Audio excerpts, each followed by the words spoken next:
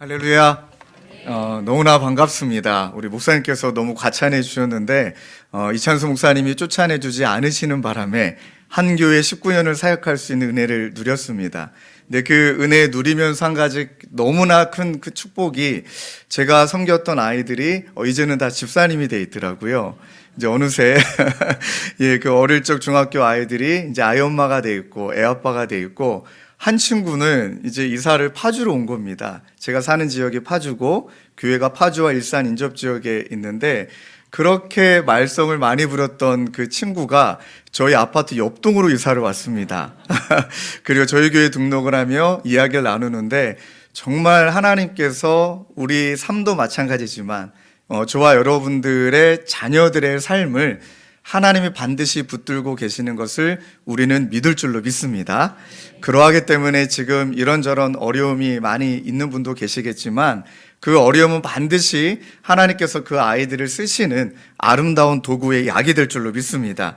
이 자리에 앉아 계신 분들이 때로는 어머님, 아버님으로 이 자리에 앉아 계시는데, 그렇게 하나님께서 우리에게 소명을 주셨다, 우리 어머니라는 사명, 또 아버지라는 사명을 맡겨주셨다라고 말할 때, 그 사명을 성경이 이야기할 때는 무언가 또 무거운 짐, 또 목표, 해야 될 일들, 이렇게 성경이 시작하지 않습니다. 저도 너에게 사명감이 투철해야지 하면 뭔가 목표가 먼저 생각이 나고, 무언가 내가 열심히 해야 될 태도가 먼저 생각이 나는데, 여러분 한번 이 사명이란 단어, 소명이란 단어를 제가 어원을 찾아보니까 보케이션이라는 단어이거든요. 이 단어의 어원은 복해요. 오늘날로 말하면 보이스입니다. 그러니 소명은 부르다이죠. 그렇기 때문에 부를 때 어떤 사명과 해야 될 목표와 결단을 먼저 이야기하시는 것이 아니라 부르신 이의 음성을 듣는 것입니다. 나를 부르신 자가 나에게 어떤 말씀을 하시느냐, 그분의 음성을 듣는 것이 우선입니다. 저도 이제 청소년 사역 현장에 정말 많은 아이들을 경험해 봤는데, 그 아이들을 경험하는 것과 지금 사춘기를 지나가고 있는 중2 아들을 경험하는 것은 다른 얘기더라. 그리고 한 가지 진리를 발견했습니다. 하나님이 말씀하셨죠. 그 자식 네 자식 아니다, 내 거다. 할렐루야. 너무너무 감사한 거예요. 제 아들도 지금 사춘기를 진하게 지나가고 있는데 위로가 되는 거예요. 내 거 아니다, 제 하나님 거다.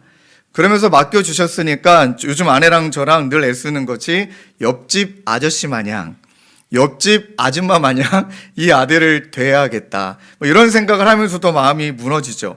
그럴 때마다 이 소명이라는 단어가 주는 힘이 너무 위로가 됩니다. 자, 한번 상상해 보십시오. 오늘 여러분들의 자녀가 연령대는 다양하겠지만 이런저런 어려움을 겪었다. 근데 그 어려움은 조금은 아픈, 부정적인 그런 일이다. 그럼 부모로서 마음은 그 자녀보다 훨씬 많이 찢어집니다. 너무 무너집니다. 또 죄책감도 듭니다. 저도 솔직하게 고백하면 이쪽으로 이제 블랙개척을 하고 2년 반 동안 아들하고 제대로 놀아준 시간이 거의 없더라고요. 너무너무 미안한 거예요. 그러니 그 아이가 사춘기를 진하게 지나는 것이 제 책임 같고 내 잘못 같고 자책감이 밀려옵니다. 그때 하나님이 아버지라는 사명을 잘 감당해야지 이렇게 말씀하시지 아니고, 그 하나님의 음성과 부드러운 하나님의 말씀은 어떤 의미에서는 로마서 8장 26절 27절 말씀이에요. 저는 이 말씀이 너무너무 좋아요. 우리 화면에 한번 띄워주시고 함께, 감사합니다. 함께 읽을까요? 시작. 이와 같이 성령도 우리의 연약함을 도우시나니 우리는 마땅히 기도할 바를 알지 못하나 오직 성령이 말할 수 없는 탄식으로 우리를 위하여 친히 간구하시느니라. 마음을 감찰하시는 이가 성령의 생각을 아시나니 이는 성령이 하나님의 뜻대로 성도를 위하여 간구하심이니라. 믿으십니까? 이 말씀이 얼마나 위로가 되냐면, 자녀의 문제를 가지고 기도하려는 그 순간에 깨달은 거예요. 성령님이 저를 위해서 기도하고 계셨더라고요. 그러니 그때는 아비의 역할, 어미의 역할, 부모의 역할이 아니라 그렇게 내 인생의 아버지 되시는 하나님께서 이 말씀에 나와 있는 대로 우리의 연약함을 아시고 도와주시는데, 가장 행복한 도우심이 그 성령 하나님이 나를 위해 기도하고 계신다. 그래 저는 매주일마다 출근할 때, 주일날 이제 교회 갈 때마다 늘 선포하는 기도가 있습니다. 주님, 나름대로 이번 주 열심히 살았고 또 말씀도 열심히 준비했지만 성도님들에게 은혜 끼칠 자신이 없습니다. 그때마다 무엇이라 기도하냐면, 성령님 기도하고 계시죠. 성령님 그들의 마음을 다 열어놓고 계시는 줄로 믿습니다. 성령님이 역사하실 줄로 믿습니다. 딱 그 선포하고 나면 마치 어떤 느낌이냐면, 이건 상상입니다. 제 안에 계신 성령님이 제 안에서 막 꿈틀꿈틀대는 것 같은 느낌을 매주마다 주신 은혜를 경험합니다. 맞습니다. 우리 힘으로, 또 당장 내일이 또 수능이기 때문에 요즘 애들은 수시로도 많이 가지만 얼마나 마음에 두려움이 있고, 또 여기 이제 한번 고3 수험생 우리 부모님 손 들어봐 주실까요? 거의 없으신가요? 계신가요? 계시는군요. 도시락은 어떻게 싸야 되고, 그죠? 이 급식 세대 아이들에게 도시락은 어떻게 싸야 되며 많은 고민이 있지만 꼭 기억하십시오. 그런 나를 위해 우리 성령 하나님이 지금 기도하고 계신다. 그럴 때는 평강이 주어지게 되고 또 한 가지 믿게 됩니다. 우리 자녀를 위해서 내가 먼저 기도하기 전에 성령 하나님이 기도하고 계시기 때문에 반드시 하나님이 그 자녀를 붙들어 주시고 하나님의 때에 그 자녀가 하나님의 사람 되게 하신다. 여러분 믿으십니까? 저는 제 아들을, 첫째 아들을 아무리 지켜봐도 지금 예수 안 믿습니다. 예, 죄송한 이야기지만 객관적으로 보는 지표이지 아니에요. 그런데 그 아이는 제가 보는 마음의 평가자로 나쁜 마음에 그 아이들을 보면 예수 믿지 않는 것 같지만 나중에 시간 지나서 하나님 앞에 놀랍게 귀하게 쓸 아름다운 하나님의 자녀로 준비되고 있음을 믿습니다.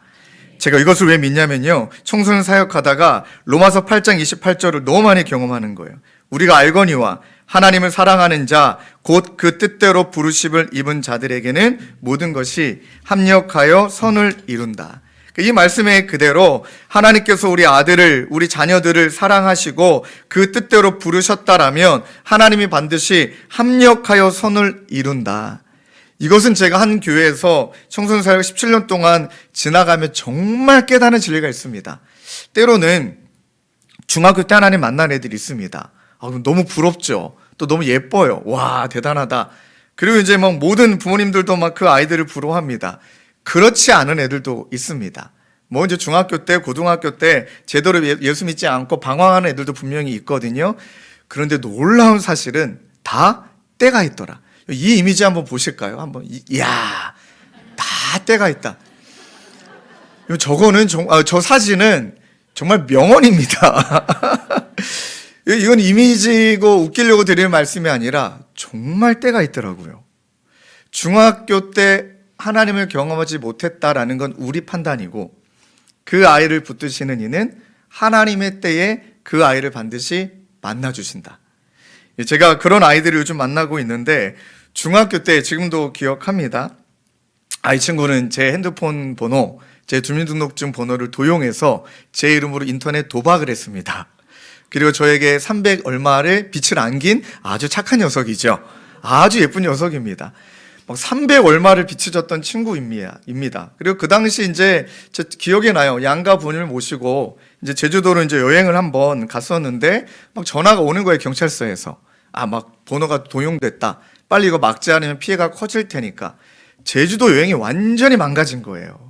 핸드폰 번호 바꾸러 왔다 다니고, 그때 제가 경찰직을 했었거든요. 또 청소년 사역하다가 이제 분당 경찰서에서 명예경찰실을 시상해 주시는 바람에 일주일에 2번 경찰서 가서 업무를 했습니다. 근데 그놈이 잡힌 거죠. 그냥 여행도 제대로 못하고 이제 분당으로 올라왔는데, 여러분 이렇게 취조실이라고 있어요. 아이들 이제 조서를 써야 되는데, 여러분 오시는 분처럼 이렇게 창문이 있습니다. 근데 이제 딱 그 아이를 내가 어떻게 해야 될까 고민하는 순간에 하나님이 저에게 보여준 장면은 원근법이죠. 멀리 보면 개가 보이고 가까이 보면 유리에 비친 제 얼굴이 보이고, 이 장면은 전 평생 잊지 못합니다. 멀리 보면 죄인인 저 녀석이 보이고 가까이서 보면 또 다른 죄인인 내가 보이고, 그때 하나님이 확 하고 부어주신 마음이 쟤나 나나 죄인일 뿐이고, 경중에 무슨 차이가 있겠습니까? 두 번째 주신 마음이 쟤나 나나 은혜가 필요하고, 하나님 마음을 주셔서 딱 들어가는 순간에 마음이 괜찮더라고요. 네, 그랬더니 이 친구가 무릎을 꿇고 제 다리를 잡으면서 자기를 죽여달라고 용서하지 말라고 막 더 미워요. 차라리 그런 말 안 하면 막 오열하면서 그러니까 이제 거의 중독인 거죠. 그러니까 잘못인 걸 알면서도 잘못을 저지른 경우들이 있잖아요. 그래서 제가 그 아이의 탄원서도 만들고 했는데도 불구하고 저뿐만 아니라 여러 명에게 사기를 쳤기 때문에 소년원에 들어갔습니다. 예, 적지 않은 시간을 소년원에서 이 친구가 복역을 하고 나왔습니다. 지금 여러분 시간이 지났잖아요. 물론 그 시간을 좀 같이 지나갔지만 이 아이의 현재 직업이 뭔지 아십니까? 목사예요. 돈 떼먹은 목사. 믿기세요? 저는 솔직하게 회개 많이 했습니다. 얘 안 될 거라 생각했습니다. 얘는 안 돼. 얘는 누군가의 손해만 끼치지 않았으면 좋겠다. 그러니 너무 회개했던 건 기대를 안 했어요. 기대를. 근데 하나님께서 이 아이를 만져가시고 빚어가시고 처음에는 이제 고등학교를 다 못 다니고 검정고시를 했기 때문에 핸드폰 가게에서 일을 했습니다. 야, 근데 은사였더라고요. 은사가 달리 발휘된 거예요. 사기칠 은사가 아니라 사람을 잘 대하는 처세술의 은사가 이게 양면이에요. 보니까 그 머리도 잘 돌아가고 말도 엄청 잘하고 그때 서현역에 우리 중등부 선생님이 핸드폰 가게를 운영하셨기 때문에 이 아이를 직원으로 뽑아주신 거예요. 너무 잘 팔아요. 하여간 손님이 들어오시면 그냥 나가는 경우가 없나 봐요. 그리고 본인이 핸드폰 가게를 운영했어요. 서현에서. 그것도 가장 큰 가게를. 그러다가 이제 본인도 하나님의 원하는 길을 가야겠다 하고 이 친구가 이제 신학교를 갔던 거죠. 근데 놀라운 사실은 이 친구의 친구가 또 우리 같은 분당우리교에 있었던 친구인데 그 친구는 경제적으로 되게 어려웠던 친구인데 얘도 신학교를 갔고 얘는 조금 있다 신학교를 갔고 나중에 얘가 먼저 목산수 받고 3년 뒤에 얘가 목산수를 4년 뒤에 받았거든요. 근데 이 친구의 모든 등록금을 얘가 다 댔어요. 이 친구의 대학원비까지 자기가 돈을 벌어가지고 그 친구에게 흘려보내준 거예요. 그래서 제가 농담 삼아 이렇게 얘기했죠. 왜 나는 안 갚고? 왜 내 거는 안 갚고?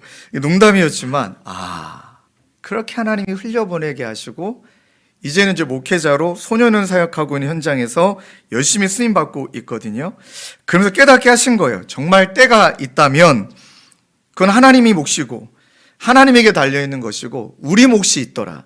그 몫은 믿음이 반드시 이 믿음의 역사가 일어날 것에 대한 확신을 놓치면 안 되는구나. 이건 내 몫이구나. 하나님이 만지시면, 하나님이 붙드시면 반드시 변화가 일어난다. 이 믿음에 대한 확신이 필요하고요. 또 한 가지는 저처럼 포기하면 안 됩니다. 사랑에, 수고에 대한 헌신이 필요합니다. 그건 하나님의 때에 달려있기 때문에 날마다 내 마음을 하나님 앞에 점검하며 기도하며 그런 헌신의 시간을 이어가야 하고 그리고 또 많이 공격합니다. 그렇게 한들 애들이 뭐 달라지기나 해? 뭘 널 그렇게 희생해서 너를 그렇게 다 네 삶을 그냥 다 잃어버릴 것만큼 그렇게 헌신하느냐라고 막 주변에서 얘기합니다. 여기 지역은 잘 모르겠지만 파주 일산 지역은 이혼하시는 분들이 많아요. 진짜 피부로 와닿습니다. 그러면 이제 황혼 이혼하시는 분들의 거의 공통점의 언어가 무엇이냐면 할 만큼 했습니다예요. 날 만큼 했으니까 더 이상 못하겠다. 이제 저 남자, 저 자식 그냥 내팽개치고 이제 내 삶을 살고 싶다. 그때마다 제가 우리 그 어르신들께 50대, 60대 그분들께 꼭 말씀드리는 게 무엇이냐면 소망의 인내에 대해 소신을 좀 가져야 된다. 물론 그 상처받으신 건 하나님 앞에 잘 해결해야 되지만 그 소망, 우리가 소망을 기다리는 인내에 대해서 소신을 갖지 않으면 하나님이 귀한 성도님을 통해 그 가정을 일으켜 세워주실 하나님의 그 계획을 우리 한 번 더 믿고 소망을 가져보자. 이게 쉬운 도전은 아니잖아요. 그런데 여러분, 저도 이제 2년 반이라는 시간 동안에 그 개척 현장에 있다 보니 소망의 인내를 가지고 살아가시는 분들의 가정은 이제 조금씩 꿈틀꿈틀 일어나요. 이 어둠의 질서에서 빛의 질서로 이동하는 게 보여요. 남편이 먼저 변하지 않으면 자식이 먼저 변하더라고요. 그러니까 이런 상황들을 지켜보면서 우리의 몫은 확신이고 헌신이고 소신이다. 그렇다면 하나님께서 저와 여러분들에게 사명, 이래야 된다, 그 뜻을 다해야 된다. 목표를 향해 달려가라. 이렇게 말씀하지 않으시고 우리를 위하여 당신의 기도하는 음성을 들려주시고 또 우리에게 하나님께서 어떤 말씀을 하냐면 그래서 저와 여러분들이 정말 예수님을 잃어버리지 않으려고 몸부림쳐야 된다. 이렇게 말씀하십니다. 여러분 피터 스카지로라고 교육학자이기도 하고 신학자이신데 참 저는 이분의 그 말씀이 너무 와닿습니다. 예수님을 잃어버리고 있지는 않은가. 지금 그분 안에 거하도록 당신의 삶을 재배치하라. 그러니까 하나님의 음성과 하나님의 말씀이 들리는 내 삶으로 재배치하지 않으면 반드시 저와 여러분들은 죄송하지만 예수님 잃어버리게 돼 있다는 것이죠. 막 안간힘을 써도 안 되는 이런 상황에 하나님과 거하는 시간에 삶의 배치가 되어 있지 않으면 예수님 잃어버리는 것은 너무 십상이다. 그래서 저도 요즘 늘 아침마다 하는 기도가 있습니다. 하나님, 오늘 말씀 한 구절과 사랑에 빠지게 해주십시오. 이건 설교를 전함도 아니고 또 누구를 위함도 아니라 하나님 말씀 한 구절하고 좀 사랑에 빠지게 해주십시오. 너무너무 좋은 거예요. 오늘 좀 일찍 도착해서 이 플라타나스의 길을 걸었거든요. 이 길 너무 예쁘대요. 와, 교회가 너무 좋더라고요. 이 길을 걸으면서 말씀 한 구절을 계속 묵상하는데 오늘따라 그 낙엽이 저를 위한 것 같고, 죄송합니다. 김성진 목사님도 위함이 아니요, 하나은혜 교회 위함도 아니요, 오늘 이곳은 나를 위함이었더라. 막 그냥 거룩한 착각에 빠지면서 그 말씀하고 사랑에 빠지니까 막 뭐 어떤 표현을 하게 될까요? 이거면 됐다. 뭐 저도 여러 가지 좀 고민과 어려움들이 있는데 이거면 됐다. 그때 하나님이 반드시 예수님 잃어버리지 않고 그분과 사랑에 빠지려고 몸부림칠 때 한 가지 확신하는 것은 하나님이 나를 지금 붙들고 계시는구나. 그리고 나를 붙드시는 붙듦으로 하나님의 누군가 우리 자녀들, 가족을 붙들어 주시는구나. 이런 믿으십니까? 저희 성도님들에게 한 제롬이라는 신학자 했던 말을 도전해 드렸어요. 밤에 당신의 고개를 누일 때 성경의 한 페이지로 베개를 삼자. 이 말씀을 드렸더니 한 가정이 저에게 이런 사진을 보내왔어요. 보여주실까요? 너무 예쁜 사진입니다. 다음 이미지. 네, 없나요? 이렇게 요거. 너무 저 사진 예쁘지 않으시나요? 이야, 남편, 물론 저분들 얼굴을 가려야 됩니다. 신상에. 근데 저 아들이 지나가서 이제 저 가정이 보내주신 사진 이후에 궁금한 거예요. 지금도 저렇게 하고 있으시냐? 근데 아버님이 저에게 주셨던 이야기가, 목사님, 우리 아들이 잠잘 때 하는 습관이 하나가 생겼습니다. 그 뭐냐고, 잠자기 전에 성경책 옆에 펴놓고 잔대요. 성경책 옆에 펴놓고 잔대요. 그래서 제가 이건 미신적인 요소일까 봐 걱정이 됐죠. 근데 오늘 깜짝 놀랄 만한 이야기를 하시는 거예요. 아침에 얘가 딱 눈 뜨자마자 고개만 돌리면 말씀이 보이고 싶더래요. 고개만 돌리면 성경이 보이고 싶더래요. 그러니 이 부모의 마음은 저녁마다 아침마다 이 아이가 하나의 또 기준이 되어서 말씀 볼 수밖에 없는 가정, 이 가정의 상처가 엄청 많은 가정인데 완전히 가정의 샬롬의 주소로 바뀌어 계시더라고요. 아침에 눈 떴는데 바로 보이는 게 성경. 물론 그 아이도 중학교, 고등학교 되면 변하겠지만 그러나 이 모습이 얼마나 은혜가 되고 얼마나 감사해요. 그러니까 예수님을 잃어버리지 않는 가정이라면, 여러분 오늘 지금까지 앞에 나눴던 모든 말씀을 좀 정리한다면, 이제 여호수아가 오늘 저와 여러분들이 주신 이 본문 말씀이 이제 가나안 정복 전쟁도 끝내고 또 12지파에게 땅도 분배하고 이제 주님이 불러가시기 전에 이스라엘 백성들에게 남긴 그 유언과 같은 말. 그러니 이제 연세가 있으신 분들은 이제 소천하시는 날이 다가오시거나 저도 장례를 준비하다 보면 이제 임종을 앞두신 분들 만나보면 정말 꼭 하신 말씀만 하세요. 정말 그 말씀을 기록하고 정도로 적고 싶을 정도로 너무 중요한 말씀들을 많이 하시거든요.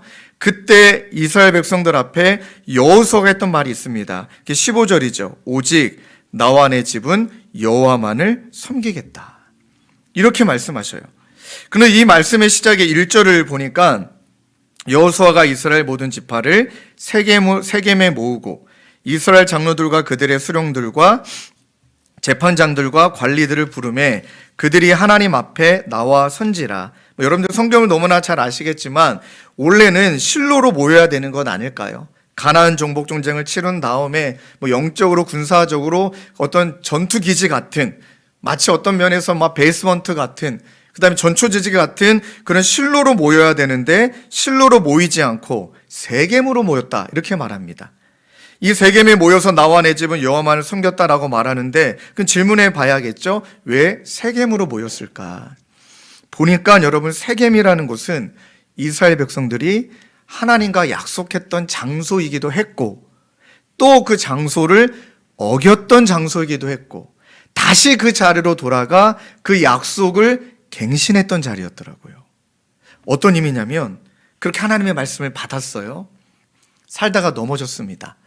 여러분 그런 마음 들지 않나요? 얼마 전에 저희 성도님 중에 한 분도 어떡 하다가 이제 문제가 생긴 거예요. 이제 그 회사에서 나오고 싶대요. 왜냐면 이제 본인이 잘못한 것이 드러났으니까 다른 분들이 자기를 바라보는 그 시선이 얼마나 따갑겠습니까? 근데 그분이 예배드리다가 큰 결심한 거예요. 난 거기서 다시 시작한다. 난 무너진 곳에서 다시 시작한다. 거기에서 정말 하나님 믿는 백성답게 다시 시작한다. 이건 쉬운 결정 아닙니다. 사람들 손가락 찰 텐데 죄인 취급할 텐데 그런데 그 자리로 돌아간 거예요. 자, 이 은혜가 저와 여러분들에게 좀 어떻게 적용이 돼야 되냐면 여러분 정말 간절히 바라고 높기는 여러분들의 가정이 세겜이 될 줄로 믿습니다.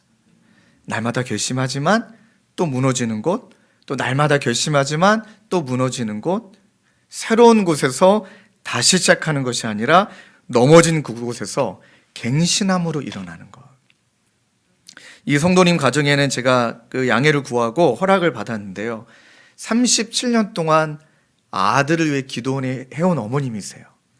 근데 그 아들을 제가 이번에 새생명 축제 때 태신자로 품고 만나서 교제 나누는데 마음도 열어줘서 얘기를 했습니다. 그래서 저에게 기도 부탁하는 거예요. 목사님, 내가 이번 일만 잘 되면 열심히 교회 나가겠습니다. 아, 기도해 달래요. 알겠습니다. 어떤 일입니까? 불법 도박 사이트예요. 여러분 온몸이 문신인 친구를 만나는 것도 무서웠는데 이제 갑자기 하는 이야기가 한탕 요번만 잘하면 싹 다 정리하고 이제 내가 예수 잘 믿겠다. 그러니까 목사님 잘 되게 해달라고 기도해달라. 그 목사가 여러분 그 말에 예 기도하겠습니다 이렇게 말해야 되나요? 차마 입이 안 떨어지는 거예요. 그 대답을 안 하니까 왜 기도 안 할 거냐 그래 씩 웃고 말았어요. 그리고 시간 지났는데 하루는 얘가 술을 엄청 먹고 저한테 전화가 왔어요. 왜냐면 목소리 자체가 이미 많이 술을 먹었더라고요. 막 화를 내는 거예요. 너무 화내지 말고 진정해라. 너 어디냐? 그랬더니 어디래요? 내가 나갈게 하고 나갔는데 딱 저를 보자마자 근데 그때는 이제 긴팔 입고 있었거든요. 팔을 걷는 거예요. 문신이 샥 하고 드러나는데 무섭더라고요. 안 되겠다. 집에 가야겠다. 도망가야겠다. 팔을 걷고 그다음에 제 손을 잡는 게 아니라 제 옆을 딱 잡더라고요. 얼마나 힘이 센지 딱 잡고 의자를 저한테 앉히는 거예요. 소리를 저한테 지르는 거예요. 기도하라 그랬지! 막 이러는 거예요. 기도하라 그랬지! 막 화를 내는 거예요. 그 순간에 진짜 무섭더라고요. 그래서 핸드폰으로 빨리 112 눌러야겠다. 막 이런 마음이 있는데, 이건 기도로 싸워야겠다. 눈을 똑바로 쳐다보면서 그 친구한테 말했어요. 아파. 그랬어요. 좀 놔. 그랬더니 제가 술도 취했겠다. 그러면서 하는 이야기가 네가 기도 안 해서 지금 내가 잘 안 되고 있다는 거예요. 네가 기도 안 해서 내가 지금 잘 안 되고 있다. 그래서 제가 말했어요. 그냥 그때도 하나님이 용기를 주시더라고요. 뭐라고 말했냐면 너가 안 되는 건 너무 마음이 아픈데 나는 너가 이렇게 나에게 전화해 준 게 너무 고맙다. 그리고 그 술 먹고 나에게 연락해 줘서 고맙다. 너 이 상태로 어디 가겠니? 우리 집에 가든지 내 집까지 태워다 줄게. 갑자기 중간 쑥 하고 마음이 이렇게 풍선 빠진 애 마냥 힘이 쭉 빠지더라고요. 그리고 그날 얘 데리고 그 집으로 데려다 주는 동안에 찬양을 일부러 크게 틀었죠. 은혜라는 찬양. 모든 것이 은혜. 그랬더니 뒤에서 소리를 꽉 지른 거예요. 시끄럽다고. 듣기 싫다고. 뭐가 은혜냐고. 막 얘기하길래 그럼 꺼야 됩니까? 더 크게 틀었습니다. 막 따라 불렀습니다. 아무것도 안 했어요. 그 집으로 돌려보내고 3일 있다가 어머님에게 연락이 온 거예요. 목사님 도대체 우리 아들을 만나서 뭔 짓을 했길래 얘가 갑자기 달라지냐는 거예요. 저는 아무것도 한 게 없습니다. 그냥 혼나고 왔습니다. 얘가 때릴까 봐 무서워서 그냥 그러고 왔습니다. 근데 어머님 얘가 갑자기 태도가 바뀌더니만 돌아오는 주일날 교회를 나오겠다는 거예요. 그래서 제가 너무 궁금해갖고 걔한테 전화했어요. 야, 그날 너랑 뭔 일 있었니? 그랬더니 자기는 이제 미안한 거죠. 생각이 난 거예요. 아무 일 없었다. 근데 네 왜 갑자기 교회 나온다 그랬니? 그날 37년 동안 늘 그 아들 방에서 기도했던 어머님이 그날 그 전주에 우리 말씀을 나누다가 우리 자녀들 위해서 쪽지 좀 쓰자. 말씀하고 사랑한다는 말만 쓰자. 사랑하는 자야 내 영혼이 잘된 같이. 내가 범사에 잘되고 내가 강건하길 내가 간구하노라. 어머니 자필로 써서 침대 맡에 붙여놓고 오자. 그게 이제 그날 숙제였던 거거든요. 그날 권사님이 그렇게 하신 거예요. 근데 이제 그날 술 먹었지. 목사님이 행패를 부렸지. 아침에 딱 눈 떠 있는데 침대 맡에 포스트잇 붙어 있는 거예요. 사랑하는 이름 넣어서 사랑하는 누구야. 내 영혼이 잘됨 같이. 그 순간 하나님 이 아이의 마음을 터치하셨나 봐요. 눈물이 나더래요. 그러고 나서 이 친구가 37년 만에 엄마의 소원을 따라 교회를 갈게. 단 도박은 잘 돼야 돼. 이러면서 교회 왔어요. 예배를 드리고 너무 감사한 건 지금 쿠팡해요. 한탕을 누리려는 그 녀석이 이제 내려놓고 아직은 하나님은 잘 모르겠고 그러나 나는 건강하게 돈 벌래. 야, 하나님이 그 아이를 변화시켰던 건 세겜 넘어진 자리에서 다시 그 자리에 갱신을 이뤄내시는 그 어머님의 믿음이 흘러갔구나. 여러분, 첫 번째 이거예요.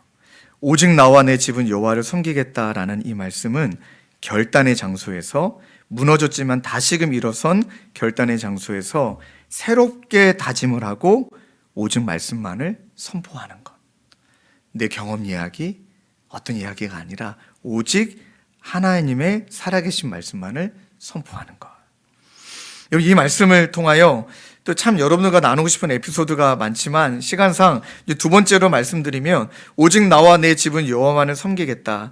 자, 이 부분에 있어서 이 고백은 이 모든 것이 하나님의 은혜였다라는 말씀이 이제 그 오늘 읽었던 본문 이전에 나옵니다. 간략하게 이스라엘 역사를 여호수아가 기록해 둡니다.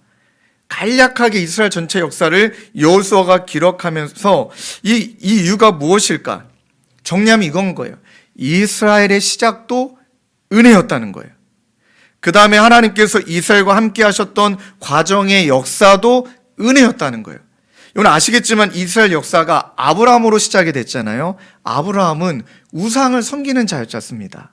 예수 잘 믿는 자가 아니었잖아요. 하나님을 믿었던 백성이 아닙니다. 일대인 아브라함은 우상 섬기는 자였고 그 아브라함의 아버지 데라는 그 다음에 우상을 섬기는 백성에서 자랐던 이제 아브라함이 하나님이 일방적으로 찾아가셔서 은혜를 베푸셨고 그러니 시작도 은혜고 40년 동안 400년 동안 종살이하고 광야 생활 지나가는 모든 과정도 하나님의 은혜였고 연단이 더 심하면 심할수록 그 과정도 하나님의 은혜였고 13절에 이렇게 고백하죠. 내가 또 너희가 수고하지 아니한 땅과 너희가 건설하지 아니한 성읍들을 너희에게 주었더니 너희가 그 가운데서 거주하며 너희는 또 너희가 심지 아니한 포도원과 감람원의 열매를 먹는다 하셨느니라.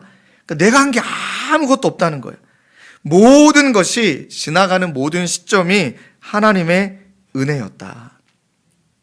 이것을 자녀들에게 이것을 이스라엘 백성들에게 후손들에게 선포하고 있는 것이죠. 저는 하나님이 좀 맞춰서 이렇게 좀 보내주신 것 같아요. 김포, 파주, 일산 지역이 특히 이제 그 경계선이 제가 있는 지역 자체가 좀 정서적으로 어려운 분들이 많은 지역이에요. 야, 청소년 사역할 때 왜 공황장애, 우울증 또 그런 아이들을 경험케 하셨는지 또 여기 와서 깨닫게 하시더라고요. 여러분 진짜 분당 우리 교회 있을 때는 1년에 많아야 자살 시도하는 친구가 한 2명, 3명? 이것도 마음이 아픈 일인데요. 지금 제가 있는 지역은 한 달에 1명, 2명이에요. 우리 교회 애들뿐만 아니라 그 지역적으로. 그러니까 이게 그냥 자살 시도했대. 놀라야 될 아닙니까? 어떻게 이런 일이 있어요? 이게 그냥 아무렇지도 않게 얘기해요. 우리 학교에서 누구 자살 시도했대. 근데 살았대, 안 죽었대. 이런 얘기를 너무 편하게 하는 거예요. 충격을 받았습니다. 그러니 이게 무슨 나비 효과라고요. 이렇게 하면요, 영향을 받아가지고 좀만 힘들어도 애들이 용기를 내버리는 거예요. 얘 그 정서적으로 이건 큰 문제다 하고 막 이런 말을 아이들에게 우리 교회 아이들도 못하게 하고, 그 다음에 그 자살이란 말 편하게 쓸 수 있는 것 아니다. 이 말 대신에 은혜로 바꿔보자. 막 이렇게 막 얘기를 해도 아이들 정서 자체가 조금은 이제 그런 아픈 부분들이 있었기 때문에 그러다가 저희 중등부아이가 자살 시도한 거예요.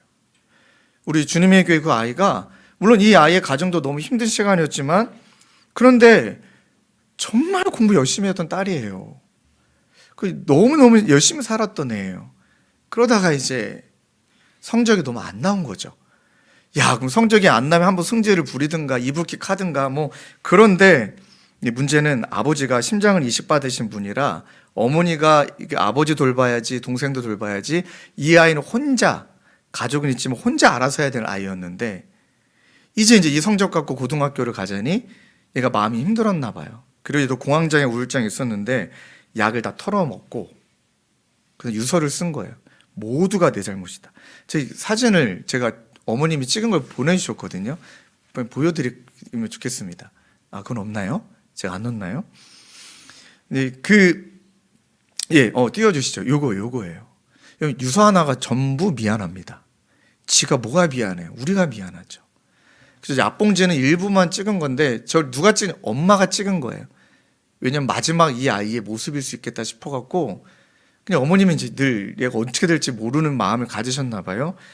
근데 이 아이가 자살 시도할 때 저한테 전화를 한 거예요. 저한테 문자를 보냈어요. 어머님한테 아버님한테 못 보내고. 그 이제 경험이 많다 보니 119, 112 신고를 같이 해야 됩니다. 그래야 문을 부시고 들어갈 수 있거든요. 그리고 이제 같이 도착해서 막 112가 막 안절부절하길래 제가 문을 그냥 부시고 그냥 들어갔어요. 그랬더니 거실에 아니나 다를까 거품 물고. 그래 이제 얘를 빨리 이제 그 보호자가 이제 어머님이 못 오셨기 때문에 제가 그 응급실로 가고, 근데 그날따라 뭐 이렇게 환자가 많은지 응급실에 침대가 없는 거예요. 침대가. 그런데 저쪽에 망가져 있는 침대 하나가 있는데, 제가 딱 그 침대 보자마자 그냥 저도 모르게 미소가 지어지더라고요. 감사함의 미소가. 그 침대가 이 침대예요. 좀 보여드릴게요. 고장, 시간 소요. 저건 침대가 고장 났다. 저 고치려면 시간이 필요하다. 그 위에 우리 중등배가 누워 있는데 제 같은 거예요. 저 말이 저 아이의 인생을 대변하는 말 같은 거예요. 고장 났죠. 얼마나 힘들었으면. 그런데 하나님의 때가 있음을 믿기 때문에 이 아이는 시간이 필요한 것뿐이다. 회복의 시간이 필요한 것뿐이다. 하고 위세척을 끝내고 정신이 돌아왔을 때 제가 웃으면서 너 이 사진 보이니? 너다. 그러니까 이제 놀래는 거죠. 그때 막 이렇게 부드럽게 얘기를 해야 되잖아요. 긴장된 상태니까 너 고장 났다. 많이 고장 났다. 근데 걱정 마. 너에겐 시간만 필요해. 하나님이 너 안에 계심을 믿으니까 우리 하나님 믿고 이 시간을 같이 걸어가자. 그리고 얘가 던지는 말이, 안 믿어지는 거 어떻게 믿겠냐는 거예요. 내가 좋은 방법 있다. 필사하자. 하고 이 친구랑 필사를 시작했습니다. 물론 저는 안 했습니다. 얘에게 필사를 시키고, 안 믿겨진다니까. 네가 대충 봤으니까 안 믿겨지지. 하고 얘가 필사를 시작하는데, 이 아이의 노트를 잠깐 보여드릴게요. 좀 넘겨주실까요? 시간상. 얘가 저한테 중간중간에 보낸 카톡이 이런 말씀이 있는 줄 몰랐어요. 필사해본 적이 없어. 옛날에 분당 우리 교회 때 애들에게 했던 말은 거의 비슷해요. 느낀 감정은 기쁨과 또한 부끄러움이었어요. 뭉클했어요. 그 다음 넘겨주실까요?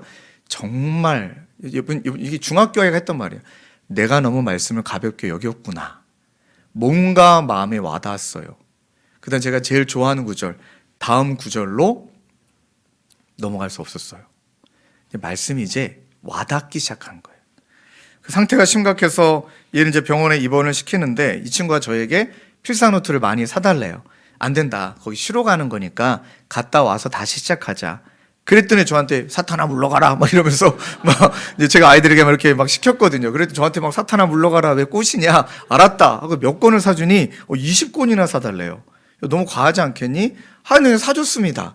그리고 이 친구가 자기 사진 찍어달라 그래서 지가 찍어달라서 찍은 거예요. 121동 입원하는 그날 딱 들어가는 날 전화 그 앞에 사진을 찍고, 저게 다 무거운 게 저희 그 애들 그 필사노트거든요.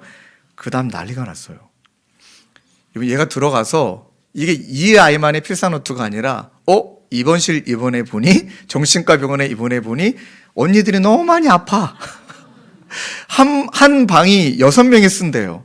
그래서 얘가 한다는 이야기가 한 언니한테, 언니는 뭐 때문에 왔어? 자살시도 몇 번 했어? 지들끼리 이제 코드가 비슷하잖아요. 그랬더니 뭐 때문에 또 해서, 언니 되게 힘들었겠다. 근데 언니 나랑 필사할래? 하고 옆에 있는 언니 필사를 시켜요. 그러니까 막 둘이 막 필사를 하다가 저쪽에는 언니는, 걔는 되게 심각했나 봐요. 와, 언니는 진짜 필사 많이 해야겠다. 하고 걔는 막 2권을 주고요. 그래, 여러분, 얘가 한 달 입원했는데, 한 달 동안 같이 입원한 여자애들, 얘가 막내였고, 나이로는, 모든 같이 있는 애들 필사를 다 시킨 거예요. 그리고 있는 그 병동에 있는 애들이 모두가 필사하고, 제가 나중에 얘 태어나는 날 제가 데리러 갔거든요.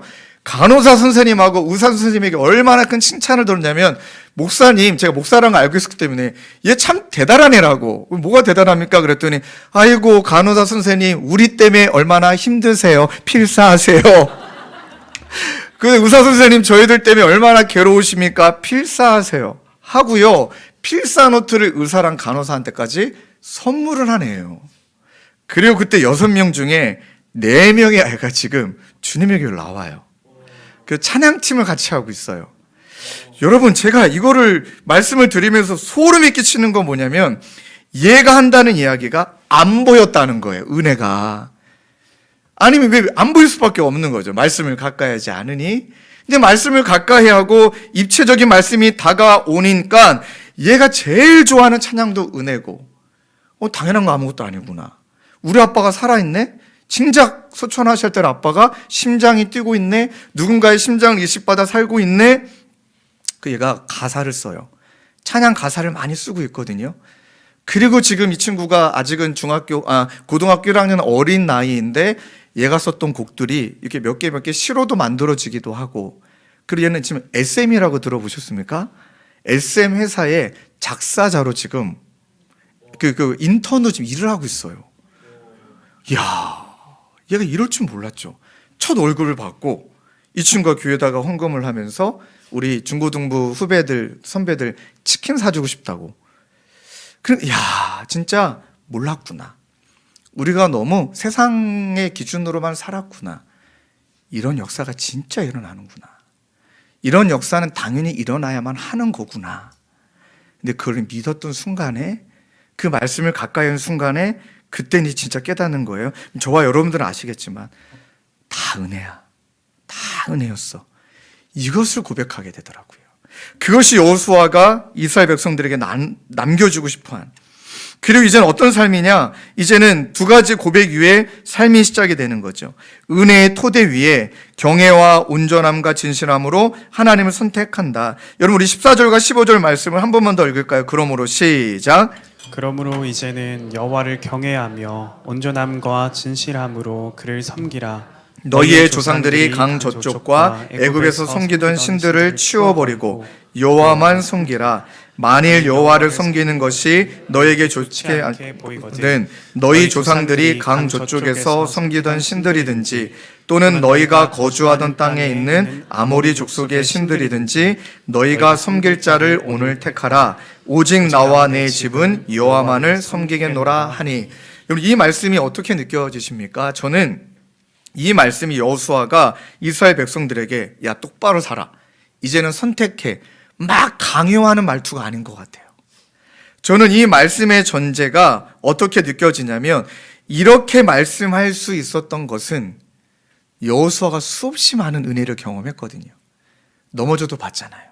아이성 전투합에 넘어져 봤고, 하나님 앞에 수없이 무너졌던 그의 인생 가운데 곳곳이 하나님의 은혜였다라는 것을 깨닫는 만큼 이렇게 하나님 앞에 단호함이 나오는 거더라고요. 그러니까 단호함은 은혜의 토대 위에서 나오는 것이지, 단호함은 결단한다고 똑바로 서야 된다고 마음 먹는다고 되는 것이 아니구나. 켜켜이 쌓였던 은혜 위에 그 맹목적인 종교적인 굴레로 이래야 살아야 된다, 인간적인 심령으로 이래야 된다, 이것이 아니라 그 은혜의 토대 위에서 이제 진정성 있는 마음이 나오는 거예요. 은혜 받아보니까 이제 내가 여호와만을 섬기는 게 진짜 필요한 거야. 이제는 경외함으로, 온전함으로, 진실함으로 진정성 있게 하나님만을 섬기며 살아가자. 마치 다독이듯이. 아직은 은혜를 경험하지 못한 것 같은 그 이스라엘 백성들에게 마치 사랑의 마음으로 권면하듯이 그 은혜의 토대 위에서 우리가 결단할 때 경외와 온전함과 진실함이 이제 삶의 진정성으로 나타나더라. 말씀을 정리하면서 우리 한 친구의 이야기를 더 드리고 말씀을 마치려고 합니다. 얘도 딱 고등학교 때. 그러니까 이 친구는 지금도 우리 주님의 교회로 이 친구가 결혼해서 애 둘 엄마거든요. 근데 남편하고 결혼해서 지금 우리 교회로 나오고 있습니다. 근데 이 친구가 고등학교 때 제 기억이 나는 거는 뭐 어릴 때부터 이제 좀 이렇게 표현이 그렇죠. 아버님은 돌아가시고 또 어머님은 도망가시고 그리고 할머님이 이 아이를 잘 키우셨죠. 너무 잘 자랐어요. 그러나 이제 상처와 그런 부분들이 있었죠. 근데 너무 잘 지냈어요. 그러다가 이제 고3 때 할머님이 이제 암이 온몸에 퍼지셔서 이제 시한부를 이제 받으신 거예요.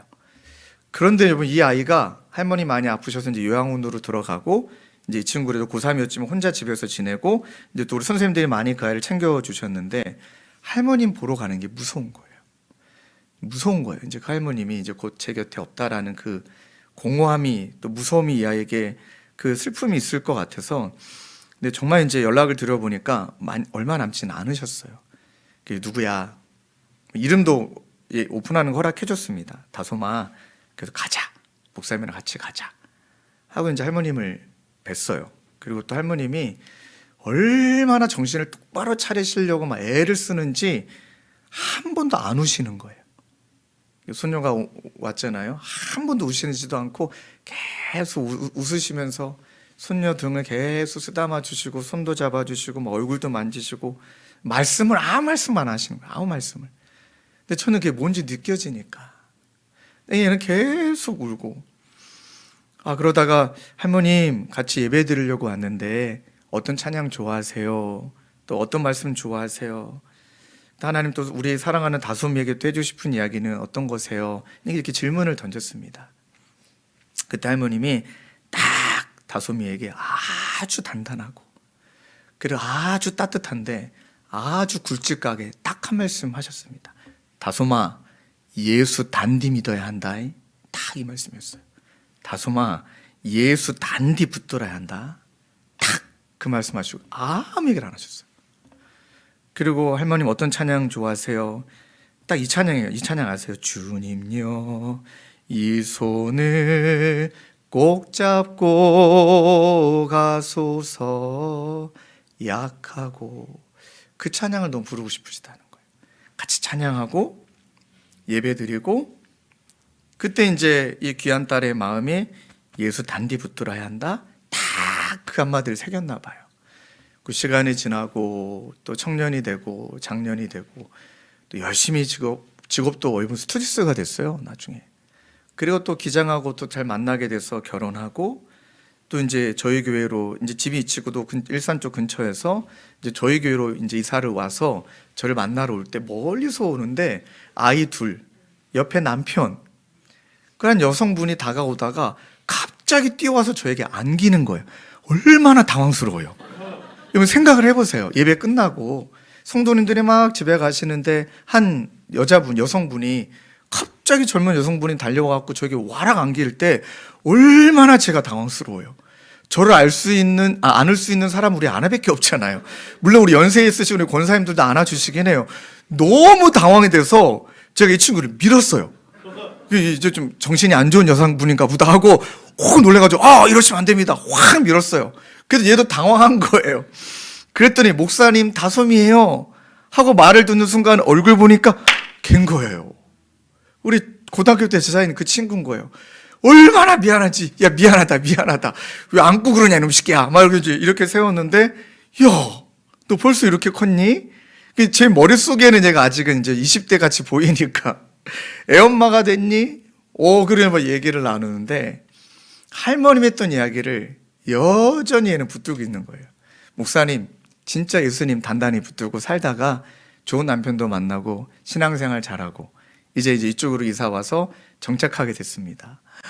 그리고 막 저를 보는데 막 그리고 얘가 했던 말이 결혼식을 못했대요. 예, 이제 이런저런 사정 때문에 결혼식을 못했대요. 왜 결혼식을 못했냐? 막 그랬어요. 하고 이제 12월 달에 결혼식을 제 주례와 함께 두 아들 데리고, 아들 딸이었구나. 가족과 조촐하게 이제 결혼식을 하겠다. 와, 또 하나님 이런 은혜를 주실 줄 몰랐죠. 그러면서 다시 한번 깨닫는 게, 오늘 모든 설교를 하나로 녹아내린다면 여호수아도 이스라엘 백성들에게 던진 한마디 뭐였을까? 예수 단디 붙들어야 된다. 그것이 여기 나와 있는 모든 말씀, 넘어진 자리에서 또 은혜고 경외와 온전함과 진실함으로 예수를 단디 붙들고 살아갈 때, 이 은혜 붙들 때 하나님이 저와 여러분들을 통해 우리 사랑하는 자녀들에게 때가 되어 그 은혜 주실 것을 믿습니다. 그래서 오늘의 설교의 대상은, 오늘 은혜의 대상은 여러분 자녀들이 아니고 여러분들이십니다. 오늘 여러분들 위해 기도하시고, 또 하나님이 여러분들 위해 기도하시는 그 은혜를 누리며 나아가시길 주님의 이름으로 축원합니다. 원래 영상 하나 준비했는데 볼까요? 괜찮아요. 시간을 많이 갔는데 안 보셔도 되겠죠? 괜찮을까요? 아유, 감사합니다. 제가 지금 김성진 목사님 눈치를 살짝 보고 있는데 감사합니다. 제가 이 영상이 너무 좋았던 것은, 어르신들이 한 찬양팀이 시골에 가서 섬에 있는 어르신들 찬양 축제하는 영상이에요. 근데 딱 그 어르신이 말했던 그 찬양을 부르시는데, 제가 저 찬양을 보면서 어르신들 이제 전화해가 됐으면 인생 다 지나오셨잖아요. 그런데도 그 연배의 그 연세에 주님을 간절히 붙들고 계시는 모습이 느껴지더라고요. 20대를 지나가든 50대를 지나가든 저 연배의 시간을 지나가든 우리가 주님을 간절히 단디 붙드는 것만이, 그만이 내가 살 길이고 그 모습이 자녀들에게 보여줘야 될 믿음의 유산이구나. 아마 오늘 이 자리에 자녀의 문제로 마음이 무너져 계신 분도 계실 거고, 그리고 이 자리에 때로는 나의 문제로 힘드신 분도 계실 거고, 여러분들, 목사님의 얘기를 들어보니까 막 그런 은혜들이 있구나. 근데 여러분, 정말 솔직하게 진짜 소수더라고요. 이 은혜를 경험하신 분들 분명히 있어요. 그런데 다 왜 은혜를 경험하지 못하고 계시는 걸까? 똑같은 은혜를 누려야 되는데 왜 이 은혜를 못 누리고 있는 걸까? 저도 그건 한 가지 명확한 것 같아요. 정말 믿는 자에게 능력이 나타나는데, 정말 그것을 믿는 자에게 능력이 나타나는데, 믿는 거 반, 내 힘 반, 또 내가 이루어 왔던 것이 참 많이 있기 때문에 내가 여전히 할 수 있다라는 마음 반, 또 내가 할 수 없는 의지하는 것 반, 그러다 보니 온전히 누리지 못하는 거죠. 그래서 이 시간에 우리 주님여 이 손을 꼭 잡고 가서서 이 찬양을 한번 하나님께 올려드리고 기도로 나아갈 때, 하나님, 여전히 힘든 일이 있고 또 자녀의 문제로 당장 내일이 또 수능이지만 나를 통하여 예수 단디 붙드는 그 모습을 통하여 이 은혜가 자녀들에게, 먼저 나에게 뜨거울 정도로 일어나도록 하나님 인도하여 주옵소서.